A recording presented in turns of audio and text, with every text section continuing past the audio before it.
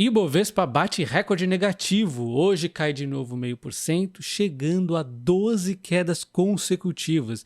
Isso é tão relevante que nunca antes aconteceu na história do Brasil. 12 quedas consecutivas. Quando a gente avalia aqui a queda, hoje é a queda de 0,5%, né? E nesse período todo, a queda total é de 5,2%. Não é desprezível, obviamente, aliás, é bastante relevante quando a gente fala do Ibovespa, mas não é uma coisa monstruosa, são 5,2%, né? Quando a gente pega aqui desse topo recente, a queda está em 5,7%. Mas ainda assim é muito período de queda, 12 dias não dá para ignorar. E 5,2% também não dá para ignorar. Vamos entender então o que está acontecendo, né? E aí a gente tem que falar então da macroeconomia, falar um pouquinho dos Estados Unidos, da China e também aqui do Brasil, né? Vou focar um pouquinho mais em algumas empresas específicas, tem bastante ruidinho aí no momento, Eletrobras, Petrobras e os bancos, tá? E a gente vê os Estados Unidos que até estava tentando se tranquilizar ali, já vem com uma queda agora nos últimos 5 dias de 1,9%. Está caindo um pouco neste momento. Estados Unidos é importante não só a economia para o Brasil, como também os próprios investidores de lá. Quando a bolsa fica desanimada, o mercado acaba migrando, né, tirando de tudo que é renda variável, acaba saindo também do Brasil esses estrangeiros, fazendo a bolsa cair ainda mais. Então é dupla a importância dos Estados Unidos, economia e os investidores aí, né? Óbvio, se o investidor saiu, acaba muitas vezes sendo oportunidade que a bolsa fica mais barata, né? E aí a gente tem a China, que também é muito importante aí mais no aspecto econômico, e aí tem algumas empresas que têm um vínculo maior, elas acabam também antecipando possíveis problemas. Então daqui a pouco a gente volta para os Estados Unidos, vamos falar rapidamente da China, onde nós tivemos uma redução na taxa de juros de 0,15%, saindo de 2,65 para 2,50, e aqui existia a expectativa do mercado de uma redução um pouquinho maior, o que não aconteceu, frustrando aí o mercado. Aliás, a China não tem inflação nesse momento. Na verdade, é até o contrário, um período aí que até está com deflação e existia então essa margem para ele poder reduzir um pouquinho mais aqui a taxa de juros. Inclusive, nós tivemos ainda há pouco notícia de que os novos empréstimos bancários chineses colapsaram em 89% em face ao mês anterior. Isso aqui significa que realmente o pessoal está com menos apetite aqui de empréstimos, apetite para de repente estar crescendo aí. Então, reduzir a taxa de juros iria ajudar um pouquinho, além da boa e velha expectativa, né, que o mercado sempre tem dos pacotes econômicos chineses, que daqui a pouco pode ter alguma notícia, sempre tem alguma coisa em relação a isso. Mas enfim, o que está rondando agora a China, nesse momento aqui, um pouco instável, enquanto eles esperam ver se realmente a China vai crescer, e ela vai tentando, sem grandes pressas, impulsionar um pouquinho o crescimento, né? E aí fica o mercado às vezes se decepcionando. O JP Morgan revisou a China em relação a isso para baixo, acabou revisando que ela vai crescer 4,8% em 2023 e não mais os 5%, mas não é pouco, na verdade, 4,8% ainda é um bom crescimento, né? A China ainda está bem, porém, é aquilo, se previa-se 5%, 4,8% é menor, então existe aqui já um desânimozinho no mercado. Lembrando que a China não só é importante para empresas que têm um vínculo direto, como as siderúrgicas, as mineradoras, as próprias empresas de papel e celulose, a Klabin e tudo mais, mas tem muita importância também para o Brasil como um todo, economicamente, né? Mas voltando aos Estados Unidos, onde o negócio é mais embaixo ainda, nós temos o Michael Burry, até daquele filme Grande Aposta, que é um filmaço, inclusive, né? Michael Burry ficou conhecido na crise de crédito dos Estados Unidos lá em 2007, 2008, quando ele apostou contra a economia americana por conta dessa crise imobiliária aí. E aí ganhou muito dinheiro com isso, mas teve um tempo que ninguém acreditava nele. Mas desde então ele vem tendo um papel meio pessimista demais. E aí, novamente, ele está agora, né, operando vendido, então ele está short na bolsa americana. O gestor realizou uma operação vendida de 1,6 bilhão em importantes índices dos Estados Unidos, como o S&P 500 e o QQQ. E desde que ele acertou aquela crise, sempre quando ele vai contra o mercado, o pessoal fica atento. Mas ele já vem falando mal há um tempo, depois deu uma pausa e agora entra com essa operação vendida aí que preocupou a galera.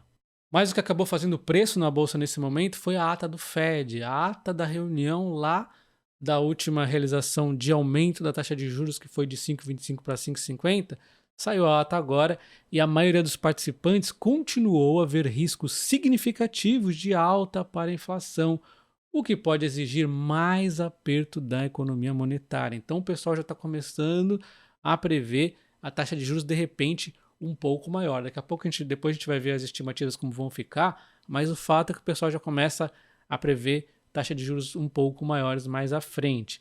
E aí a gente vê então alguns dados econômicos dos Estados Unidos vindo forte. Os Estados Unidos divulgaram dados de produção industrial que subiu 1% em julho, acelerando em relação a junho. Então é um dado atrás do outro forte, e também a Europa está começando a se recuperar. Isso tudo também é um lado positivo, né? Por mais que aumente a taxa de juros, será que realmente vai vir essa recessão? Nós já estamos começando a ver uma série de economistas revisando e indo para a mesma tese que eu sempre tive, de uma recessão suave, tá? Eles estão até bem brandos em relação às análises dele. A gente vê o Bank of America já achando que a recessão não vai acontecer. Eles aqui relembram que os números estão muito fortes da economia americana, a taxa de desemprego está em 3,5%. Quem esperava isso no ano passado? Todo mundo falando números muito maiores. Então a economia está forte, está crescendo ainda, conseguindo segurar a onda da taxa de juros. Óbvio, o efeito, ele também tem um efeito retardante, né? Isso não quer dizer que agora estejamos no pior momento, mas esse efeito tá aguentando bem a economia, né? E aí, eles revisaram, né? Eles falaram aqui, os dados recebidos nos fizeram reavaliar nossa visão anterior. A questão é que a visão anterior já tinha sido revisada, eles revisaram de novo, né? A visão anterior eles falaram que a recessão tinha sido adiada para 2024 e agora eles revisam novamente com a perspectiva de um pouso suave, né? Onde o crescimento cai abaixo da tendência em 2024, mas permanece positivo o tempo todo. Ou seja, isso aqui não é recessão, né? Isso aqui nem recessão mais é. Então, tem essa linha do pessoal pessimista um pouco ainda, mas a maioria já está começando a convergir para o lado mais otimista, e ao mesmo tempo a gente tem essa questão da taxa de juros, que a inflação ainda está um pouco, vamos dizer, difícil, né? Pegajosa e resistente de abaixar. Fica aí esse ponto para a gente entender que, se não tiver realmente uma recessão severa, não tem grandes motivos para quedas fortes. Essa é a minha interpretação. Se tiver uma recessão um pouco mais braba aí realmente a bolsa pode desandar realmente, aí desanda lá, desanda aqui. Mas ficar nessa aqui, tranquilidade que nós estamos, lógico, piorando um pouquinho mais ainda, porque afinal a taxa de juros está na alta, é muito suave, tá? Essa é a minha visão. Então a minha leitura é que a bolsa está barata ainda, porém nós temos alguns riscos de curto prazo, mas são riscos relativamente controlados, né? Por isso que eu venho comprando sim bastante a bolsa, mas muitas vezes eu acabo fazendo aquelas compras protegidas com opções para equilibrar um pouco as coisas. Porque sim, existe um risco de curto prazo, mas eu ainda vejo, de novo, repito, a bolsa barata no longo prazo. Então tem muita coisa rolando no Brasil, não vou poder comentar tudo. Tem JCP que vai se finalizar, mais para frente vai ter taxação de dividendos, talvez, vai ter a reforma tributária, muito ruído podendo acontecer, e eu vou focar mais no que está acontecendo agora, começando com a Eletrobras. Olha quanta coisa está acontecendo com a Eletrobras. O PVP dela 0,72, com a queda de hoje ainda ficou um pouquinho mais, a gente está 33,90 a cotação, caindo 3,5% hoje, abaixo de 0,72 do PVP. Quando a gente compara a LET 3 e 6, eu prefiro a 3, um dos motivos é ela estar mais barata mesmo. Quando tudo estiver ajustadinho aqui, a empresa tende a pagar bons dividendos lá na frente, mas até lá a gente tem que ter um pouco de paciência, né? Então olha só, o primeiro ruído que fez a Eletrobras cair, que ela não é de hoje que ela vem caindo, ela caiu hoje 3.000%, mas ela já caiu aqui nos últimos 5 dias 9%, é muita coisa em pouquíssimo tempo, né? Ela vinha bem. Se a gente pegar aqui do topo, ela já caiu 14,3%, né? Então, a Eletrobras, ela teve aqui a saída do CEO, Wilson Ferreira, um cara muito bom. Ele transformou a empresa que estava toda ruim aí no pós-Dilma, né? Ele deixou a empresa mais redondinha, né? Fez aquela eficiência de custos e tudo mais, e aí entregou prontinha para privatizar valorizada. Deu aquela polidinha, né? Para privatizar valorizada, privatizou, um bom preço e tudo mais. E aí depois ele voltou para levar a empresa novamente para o rumo melhor ainda, pós-privatizada. Mas aí ele pediu demissão meio que do nada aí, né? E olha só que curioso, horas depois a Eletrobras teve o apagão aí, que eu acho que não tem nada a ver, mas enfim, existe aí essa narrativa aí de alguns do mercado. E aí a gente tem então, segundo fontes, dizendo que o Wilson Ferreira já tinha atritos com o conselho. Isso aqui que acabou de repente ficando insustentável, ele pediu essa demissão, ele alegou motivos pessoais, mas o fato é que esse conflito com conselhos pode ter alguma coisa a ver com a pressão do governo. O fato é que, independente de ser pressão ou não, a narrativa é que o governo acabou saindo ganhando nessa, porque talvez ele não estivesse querendo fazer alguma coisa que o governo queria aí, né? Enfim, a UBS, então, comenta essa saída inesperada aí, né, do nada do Wilson Ferreira. Vamos ver o que eles têm a dizer, tá? Então, em análise sobre a saída de Wilson Ferreira, anunciada nessa segunda, o UBS avaliou que a demissão inesperada ocorreu em meio a pressões e desafios do governo para cortar custos, negociar empréstimos compulsórios e aumentar a eficiência tributária da empresa, em um contexto de preços baixos de energia. E a Eletrobras está ainda um pouco descontratada, embora ela já tenha avançado bastante aqui, né? O posto será ocupado por Ivan Monteiro, que presidia o Conselho da Administração e tem experiência em turnarounds no Banco do Brasil e Petrobras. Então, o substituto é muito bom também, diga-se de passagem, né? Mas o Wilson Ferreira era o Wilson Ferreira e o mercado não gostou muito da saída dele, né? E aí o OBS comenta que eles não descartam a possibilidade que o novo CEO busque estreitar o relacionamento com o governo federal. Isso aqui é que não seria tão legal, né? Enfim, tem aquela questão do governo estar querendo votar os 43% de ações que ele tem, mas o fato é que a Eletrobras foi privatizada no modo corporate, onde só pode votar 10% e essa é a briga. Então não importa se você é governo, se você é pessoa física, se você é empresa, você tem o direito de votar no máximo 10% na Eletrobras. Essas eram as regras da privatização, né? A UBS destaca aqui, ele teve cargos importantes aqui, por exemplo, na Petrobras, onde ele teve bastante destaque, e de 2015 a 2018 esse período foi marcado por escândalos de corrupção. Ele atuou como CFO e diretor de RI da estatal. Nesta função, ele implementou medidas mais rigorosas de governança e gestão financeira. No segundo semestre de 2018, Ivan foi nomeado CEO da Petrobras e avançou na estratégia de desinvestimento. Ele já tem uma experiência interessante, né? E aí, eles comentam que, apesar da saída do Wilson Ferreira, estamos confiantes de que a empresa estará sob orientação de um novo CEO com excelente histórico, que deve reduzir qualquer reação negativa em forma excessiva no mercado. Então, é interessante esse ponto de vista aqui. O novo entrante aqui é muito bom. Embora não seja o Wilson Ferreira, que realmente é um fera, vamos ver aqui se esse cara realmente vai fazer um bom trabalho. Parece que sim, né? Então vocês sabem que a Eletrobras pós-privatização ela tem duas metas principais. A primeira é a eficiência nos custos e a segunda é o crescimento. E segundo a OBS, eles acreditam, diante de todo esse contexto aqui, que a Eletrobras vai acabar então agora priorizando a revisão da participação de subsidiárias e redução dos custos, tá? Esse vai ser o primeiro ponto. Então eficiência e redução de custos. E vai deixar o crescimento um pouco adiante. E na minha opinião não seria tão legal, porque eu gostaria que elas levassem as duas coisas juntas, né? Mas obviamente se tivesse escolhido uma delas, a eficiência acaba sendo a mais importante nesse momento mesmo. Mas dava para levar as duas. Eu sei que alguns de vocês vão falar besteira nos comentários, que já tem gente me perturbando em relação a isso, e não tem nada a ver com a empresa ser privatizada, esse apagão que aconteceu na Eletrobras, tá? Então nós temos aqui a Janja falando besteira, temos o Ciro criticando o Lula porque deixou privatizar e aí teve apagão. Meu, que viagem esses caras, não tem nada a ver uma coisa com a outra. E aí, do outro lado, nós temos a direita também se defendendo da mesma forma estúpida, porque essa acusação da Janja é estúpida e a defesa também é estúpida, porque estupidez com estupidez é o que o povo entende. Se a gente fala um argumento técnico, as pessoas não entendem, não se esforçam para entender. Puxa, é isso, é assim que funcionam as coisas. Não. O que a oposição diz?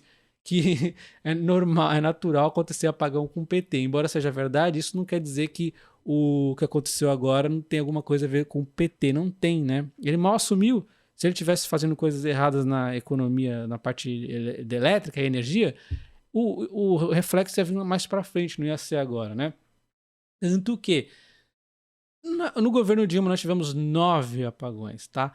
9 apagões. Isso aqui é matéria de 2013, não é nem de agora, então você não pode falar que está sendo montadinha, não. 9 apagões nós tivemos por conta, sim, aqui, por boa parte culpa da Dilma. Então, primeiro, é normal acontecer isso eventualmente, e sim, quando se faz besteira no setor elétrico, MP579, que causou um desinvestimento infinito, contas, um rombo infinito na energia, e aí nós tivemos até leilões de transmissão, que hoje o pessoal sai no tapa e a gente vê a transmissão paulista ganhando um leilão com 30 e poucos de deságio, a gente fala, ganhou!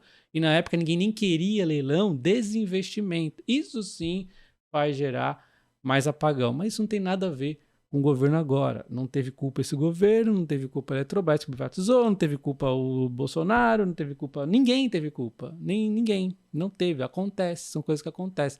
Vamos ver o que eles vão dizer aí. A parte técnica, mas eu tenho certeza que não tem nada a ver nem com o governo atual, nem com o anterior. É algo que acontece. O vídeo está ficando longo, mas eu vou tentar acelerar. Petrobras, o presidente da Petrobras volta a defender a exploração no Foz do Amazonas. Então ele lembra que, é o que eu disse antes, né? A Petrobras tem um histórico muito bom ali de perfuração, não tem históricos de problemas que até outras petrolíferas têm. É uma empresa que tem realmente uma qualidade diferenciada, né? É uma empresa muito boa na perfuração do pré-sal. É o diferencial dela aí ao longo de diferentes governos, ela sempre fez um bom trabalho, né? E aí ele usa isso como tese para avançar aqui, né? Então desde maio que o Ibama bloqueou esse avanço aqui na Petrobras, o Lula recentemente falou, agora Jean Paul Prats também comenta que não é um case perdido, ainda vão se ajustar aos pedidos do Ibama, ainda vai para frente, essa questão não vai ser deixada para lá, tá? É importante para o investimento futuro para a empresa produzir mais petróleo. E aí quando a gente fala da política de preço, não tem clareza ainda. Disso desde o dia 1. Tentei ler a parte técnica, tentei ler a opinião de analista, tentei ler tudo. Não tem clareza ainda. E aí vem aqui ele falando, o Jean Paul Prats, que a política de preços continua eficiente, ajuste. Ajusto por quê? Da onde tirou esses números? Cadê os cálculos? Como é que faz, né? Se bem que eu ainda não fui procurar, mas tenho certeza que não tem nada, porque eles não informam, né? Só assim, aumentamos.